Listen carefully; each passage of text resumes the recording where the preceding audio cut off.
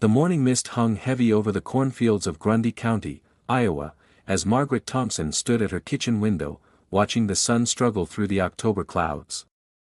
The coffee in her hands had gone cold an hour ago, but she hadn't noticed. For days had passed since she buried her husband Frank, and already the vultures were circling. The sound of gravel crunching under tires made her stomach clench. Another car was pulling into her driveway, the third one this week. Through the sheer curtains, she could see a man in a pressed suit stepping out of a Lincoln Continental, briefcase in hand, eyes already calculating the value of her 320 acres. But let me take you back to where this story really begins, because what happened to Margaret Thompson in those first few days after Frank's death would change everything she thought she knew about farming, debt, and survival. It was Tuesday morning, October 13, 1981, when Frank Thompson's heart gave out while he was greasing the hydraulics on their brand new John Deere 4440. Margaret found him 3 hours later, slumped against the green metal, his work gloves still on, a peaceful expression on his weathered face. At 52, Frank had seemed invincible, the kind of man who could work 18-hour days during harvest and still have energy to fix the neighbor's broken plow. The funeral was everything you'd expect in a small Iowa farming community. The Methodist church overflowed with neighbors, fellow farmers, and family members who'd driven in from 3 states away. Margaret sat in the front pew, flanked by her 2 teenage children, Sarah and Tom, accepting condolences and casseroles in equal measure. Frank was a good man, old Henry Kowalski whispered as he shook her hand. Always willing to lend a hand or a piece of equipment. You call if you need anything, Margaret. Anything at all. The words were kind, but Margaret could see something else in Henry's eyes, a flicker of concern, maybe even pity. She'd noticed it in several faces that day, a look that suggested they knew something she didn't. After the burial, the house filled with mourners sharing stories about Frank. They talked about his generosity, his work ethic, his pride in having the most modern equipment in the county. That pride, Margaret would soon learn, had come at a price she never imagined. Wednesday morning brought the first unwelcome visitor. Margaret was still in her bathrobe, trying to force down a piece of toast, when she heard the knock. Through the screen door stood a man she didn't recognize, mid-40s, wearing a suit that looked expensive even to her untrained eye. Mrs. Thompson. I'm terribly sorry for your loss. My name is Richard Caldwell, and I represent some investors who might be interested in helping you through this difficult time. Margaret's hand tightened on the door handle. I'm not sure what you mean. Caldwell's smile was practiced, sympathetic. Well, ma'am, farming is a tough business, especially for a woman on her own. We've helped several widows in similar situations transition to a more manageable lifestyle. We pay cash, close quickly, and you wouldn't have to worry about the burden of running this operation. Mr. Caldwell, Margaret said, her voice steady despite the tremor in her hands, my husband has been dead for exactly 36 hours. I think it's a bit early to be discussing the sale of our farm. Of course, of course. I completely understand. But Mrs. Thompson, sometimes these decisions become easier when you understand the full picture of your financial situation. Have you had a chance to review your husband's business records? The question hit her like a physical blow. The truth was, Frank had always handled the books. Margaret knew they were doing well, they had the newest equipment, the best seed, the most productive acres in the county. But the specifics? The actual numbers? Frank had always said not to worry her pretty head about such things. After Caldwell left, promising to check back in a few days, Margaret made her way to Frank's office in the basement. The small room smelled of pipe tobacco and machine oil, exactly like Frank himself.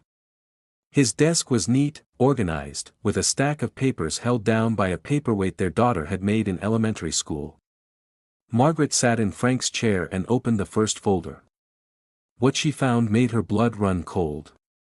Equipment loans. Lots of them. The John Deere 4440 that had claimed Frank's life carried a balance of $18,000. The new combine they'd bought last spring, $22,000 still owed. The disc harrow, the planter, the cultivator, Every piece of modern equipment on their farm was financed, and the total was staggering. $50,000. $50,000 in equipment debt that she'd known nothing about. Her hands shook as she found the payment schedule. Monthly payments of $1,200, due the 15th of every month. The last payment had been made in August. September's payment was overdue, and October's would be due in 2 days. The phone rang, startling her from her calculations. The voice on the other end was crisp, professional, and utterly without sympathy. "Mrs. Thompson. This is Janet Morrison from First National Bank. I'm calling about your overdue equipment loan payment. We understand you've suffered a loss, but the payment was due September 15th, and we haven't received it." Margaret's mouth went dry. I wasn't aware of the payment schedule. My husband handled all the financial matters." "I see. Well, Mrs. Thompson, the payment is now 30 days overdue, which puts you in default. We'll need to receive payment immediately, along with late fees, or we'll have to begin repossession proceedings." "Repossession?" The word came out as barely a whisper. "Yes, ma'am. The equipment serves as collateral for the loans. If payments aren't maintained, we have the right to reclaim the machinery. I'm sorry for your loss, but business is business." After hanging up, Margaret sat in the basement office for what felt like hours, staring at the numbers that spelled out her family's potential ruin. Frank's pride in having the newest, most efficient equipment had mortgaged their future. Without him to work the land and make the payments, she was facing a choice between bankruptcy and selling the farm that had been in Frank's family for 3 generations. That evening, as she tucked her 16-year-old son Tom into bed, he asked the question she'd been dreading. "Mom, are we going to lose the farm?" Margaret smoothed his hair, the same sandy brown as his father's. "I don't know, sweetheart. But I promise you this, I'm going to fight for it. Your dad loved this land, and so do I. We're not giving up without a fight." But as she lay awake that night, staring at the ceiling of the bedroom she'd shared with Frank for 18 years, Margaret wondered if fighting would be enough. The numbers were brutal, unforgiving. Even if she could find work in town, there was no way she could make $1,200 a month in equipment payments while keeping up with property taxes, utilities, and basic living expenses. Thursday brought 2 more visitors. The first was another land speculator, this one representing a development company that wanted to turn her acres into a subdivision. The second was her brother-in-law, Dale, Frank's younger brother who farmed 200 acres on the other side of the county. Dale sat at her kitchen table, his calloused hands wrapped around a coffee mug, his face grave. "Margaret, I've been thinking about your situation, and I want you to know, if you decide to sell, I'd like first crack at buying the land. I can't pay what the developers might offer, but I'd keep it in farming, keep it in the family." "Dale, I appreciate that, but I'm not ready to sell. This is my home. It's Sarah and Tom's home." Dale nodded slowly. "I understand that, I really do.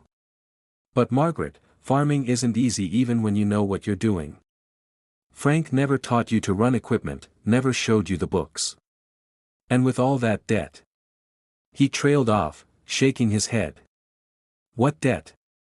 Margaret asked, though she already knew the answer. "Come on, Margaret." Everyone in the county knew Frank was leveraged to the hilt. "All that new equipment doesn't come free. I tried to talk to him about it last spring, told him he was taking on too much risk, but Frank was convinced that bigger and newer was always better." After Dale left, Margaret walked out to the machine shed where Frank had died. The John Deere 4440 sat silent, its green paint gleaming even in the dim light. It was a beautiful machine, powerful and efficient, capable of working twice as fast as the old equipment Frank's father had used. But it was also a $35,000 anchor around her neck. She thought about her conversation with Dale, about his assumption that she couldn't learn to farm. Frank had always been protective, insisting that the heavy work was men's work, that her job was to keep the house and raise the children. But Margaret had grown up on a farm herself, had driven tractors and hauled hay before she'd ever worn a wedding dress. The question wasn't whether she could learn to farm. The question was whether she could do it profitably enough to service the crushing debt Frank had left behind. Friday morning brought a call from her insurance agent with news that was both good and devastating. Frank's life insurance policy would pay out $25,000, enough to cover half the equipment debt, but nowhere near enough to solve her problems. The agent, a family friend named Bob Hensley, was gentle but direct. "Margaret, that insurance money could give you a fresh start somewhere else. You could pay off some of the debt, sell the rest of the equipment to cover what's left, and still have enough to buy a nice house in town. The kids could finish school without worrying about losing their home." It was practical advice, the kind of sensible solution that most people would jump at. But as Margaret looked out at the fields Frank had worked, at the land his grandfather had broken with horses and a steel plow, she felt something harden inside her chest. "Bob, I appreciate the advice, but I'm not ready to give up. Not yet." That afternoon, she drove into town to meet with the banker, Janet Morrison. The First National Bank occupied a corner building on Main Street, its brick facade and brass nameplate projecting an image of stability and permanence. Margaret had dressed carefully for the meeting, wearing her best dress and the pearl necklace Frank had given her for their 10th anniversary. Janet Morrison was younger than Margaret had expected, probably in her early 30s, with short blonde hair and a no-nonsense manner. She spread Frank's loan documents across her desk like a poker player revealing a losing hand. "Mrs. Thompson, I'll be direct with you. Your husband's equipment loans total $50,000, with monthly payments of $1,200. You're currently 2 months behind, which means you owe $2,400 immediately, plus late fees. Going forward, you'll need to demonstrate that you can maintain the payment schedule." Margaret had prepared for this moment, had rehearsed her words during the drive into town. "Ms. Morrison, I understand the situation. I'm prepared to bring the account current using my husband's life insurance money. But I need to know, is there any flexibility in the payment terms? Any way to restructure the loans?" Morrison's expression didn't change. "Mrs. Thompson, these are secured loans. The equipment serves as collateral. If you can't maintain the payments, our only option is repossession and sale. The bank isn't in the business of carrying bad debt. But if I can prove I can work the farm, if I can show income potential." "Mrs. Thompson," Morrison interrupted, "with all due respect, farming is a complex business. Your husband had 20 years of experience, and even he was struggling to make these payments work. The reality is that modern farming requires significant capital investment and expertise. Without both, failure is almost inevitable." Margaret felt her cheeks burn. "So you're saying that because I'm a woman, I can't possibly succeed where my husband did?" Morrison's tone remained professional, but there was a hint of impatience now. "I'm saying that the numbers don't lie. Your farm generated enough income to cover the loan payments when your husband was alive, but just barely. Any disruption in production, any drop in commodity prices, and you'll be in default again. The bank has to protect its interests." Walking out of the bank, Margaret felt the weight of the entire town's expectations pressing down on her. She could see it in the faces of people she passed on the sidewalk, the mixture of sympathy and certainty that she would fail. They were already writing her story, already planning her exit. But as she drove home past the Kowalski farm, she noticed something that made her pull over. Henry Kowalski was working his fields with a tractor that had to be 20 years old, maybe older. The paint was faded, the exhaust stack showed rust, but it was moving steadily through the corn stubble, doing the same job as Frank's expensive John Deere. That evening, Margaret called Henry and asked if she could come over to talk. She found him in his machine shed, working on the transmission of his old Farmall. His hands were black with grease, but his eyes were sharp and kind. "Henry, can I ask you something? How do you make it work with older equipment? Everyone says you need the newest, biggest machines to farm profitably." Henry wiped his hands on a rag and studied her face. "Margaret, that's the biggest lie in farming. These equipment dealers and bankers, they want you to believe that success comes from spending money. But I've been farming for 40 years, and I've seen plenty of men go broke buying success. He gestured toward his old Farmall. This tractor was built in 1957. I bought it used in 1965 for $3,200 cash. It's plowed every acre I own at least 20 times, and it's never missed a payment because there aren't any payments. When something breaks, I fix it. When it needs parts, I find them at the salvage yard or machine them myself. But doesn't it take longer? Isn't it less efficient? Henry smiled. Margaret, efficiency isn't about how fast you can work. It's about how much profit you keep at the end of the year. Frank's new tractor might have been twice as fast as mine, but it cost 10 times as much. Which one of us was really more efficient? That night, Margaret sat at her kitchen table with a calculator and a legal pad, working through numbers until her eyes burned.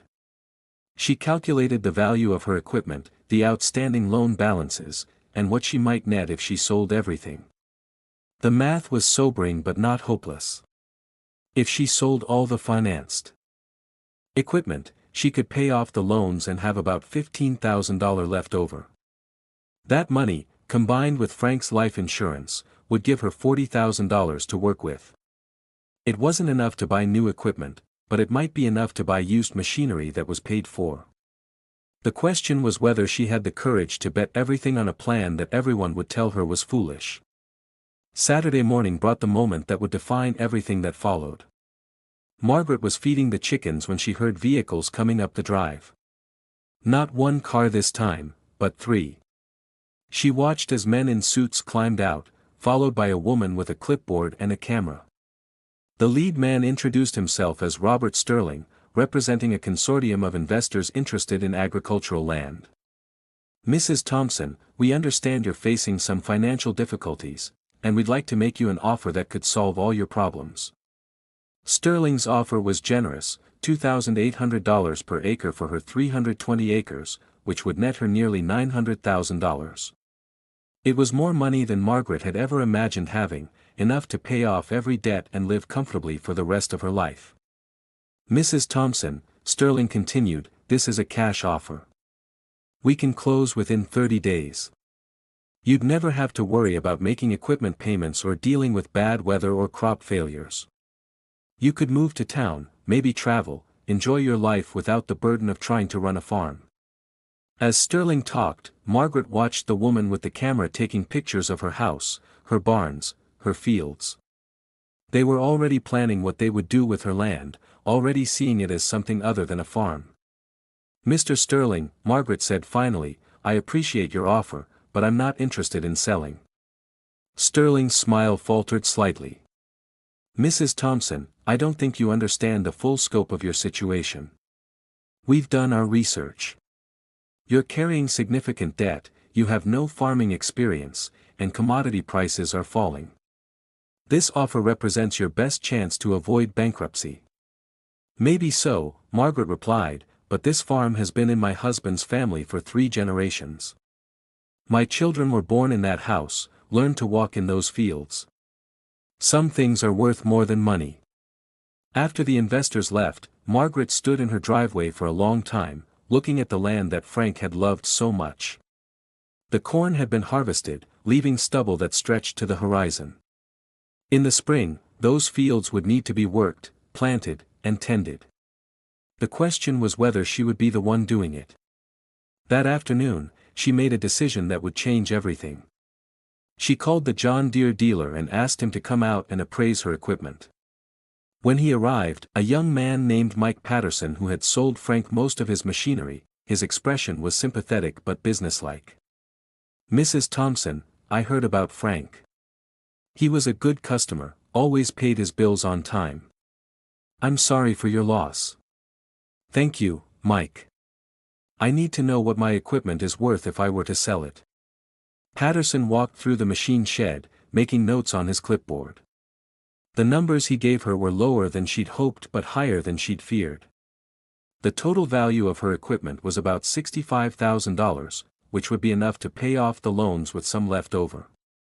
Mrs. Thompson, if you're thinking about selling, I might be able to help you find buyers. There's always demand for well-maintained equipment. I am thinking about selling, Mike. All of it. Patterson looked surprised. All of it? But how will you farm? Margaret smiled for the first time in days.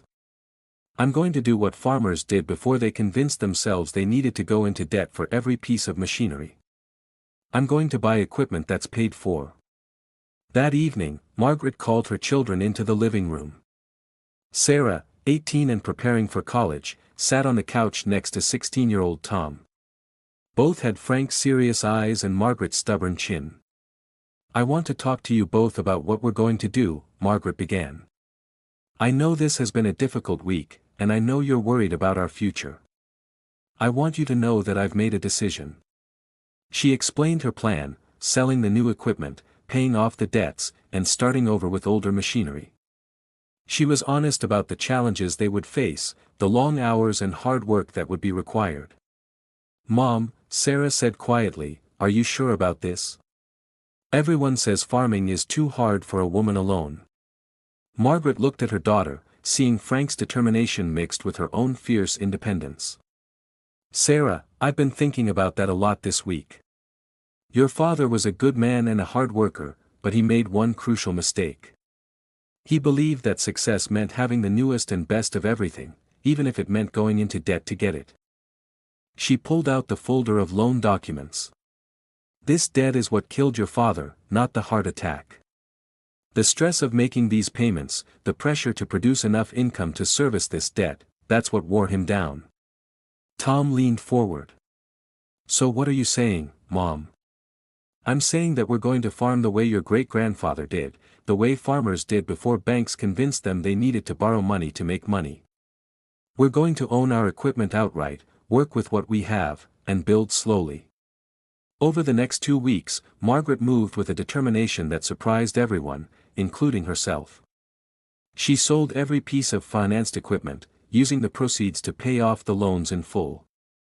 The banker, Janet Morrison, seemed genuinely shocked when Margaret walked into her office with a cashier's check for the full balance.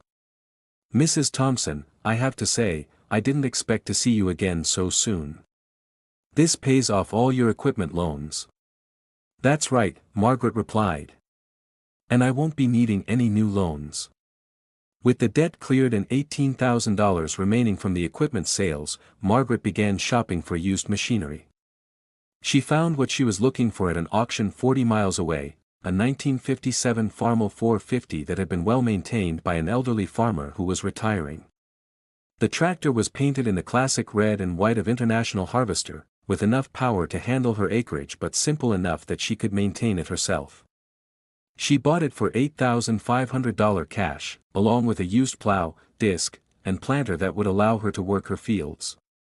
Henry Kowalski came over the day she brought the Farmall home, running his hands over the engine and checking the hydraulics. Margaret, this is a good machine. Built when they made them to last. With proper care, this tractor will outlive us both. Henry, I need to ask you a favor. I need to learn how to farm properly, not just drive equipment but really understand the business. Would you be willing to teach me? Henry's weathered face broke into a smile. Margaret, it would be my honor. But I have to warn you, it's going to be hard work. Farming always is. The first year was brutal.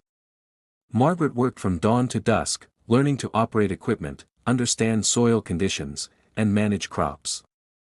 Her hands, soft from years of housework, became calloused and strong. Her back ached constantly, and there were nights when she fell into bed too exhausted to even undress. But slowly, gradually, she began to understand what Frank had never grasped. Farming wasn't about having the biggest or newest equipment. It was about understanding the land, working with the weather, and managing resources carefully. Her old Farmall might have been slower than Frank's John Deere, but it never missed a day due to loan payments. The neighbors watched her progress with a mixture of skepticism and grudging respect. Some, like Dale, continued to predict her failure. Others, like Henry, became valuable allies and teachers. Margaret learned to ignore the doubters and focus on the work. By the end of her second year, Margaret had not only survived but begun to thrive.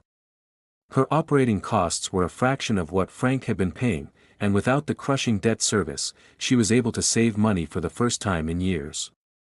She reinvested in the farm carefully, buying used equipment only when necessary and always paying cash. The third year brought a severe drought that bankrupted several farmers in the county.